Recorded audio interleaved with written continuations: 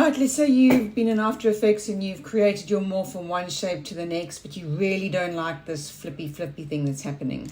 The first thing you want to do is make sure that the first vertices for each object is in a very similar position. So if I double click on this heart, I can get the vertices, and I see the first vertices is over here because it's got the extra square around it.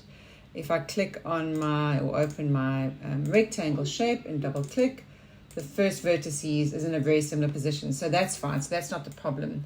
But then, let's turn that back off again in this one, and we see that it still doesn't make a difference. What we want to do is reverse the direction of the path of one of the objects, and that should fix it for us. Now, you would think you could do that in After Effects over here, but that actually doesn't make a difference. What you need to do is, let me just delete the square keyframe. I'm just going to copy this keyframe over here, and that's on the heart shape.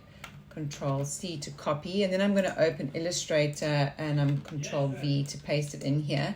And then all I need to do is go to Object, Compound Path, Make, and then copy that and paste it back into After Effects. I'm going to go forward in time a little bit, go Control V to copy it here. I'll take this keyframe out. Now, if I copy this rectangle again above, rectangle keyframe, go back down here, paste it into the heart thing, and there we go. We have a better morph. It's still not perfect, but it's definitely a lot better than it was.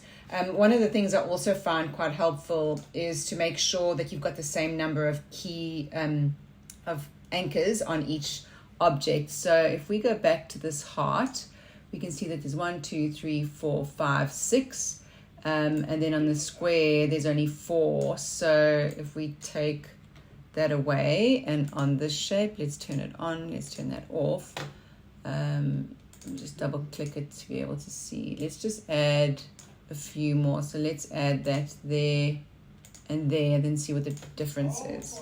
So now I'm going to copy the square keyframe and then paste it back onto the heart. Let's turn that off and then see what happens here. So it's just a slightly better morphing. Actually, I would say it's probably more than just slightly better than what it was before. So that's it. Hopefully that helps.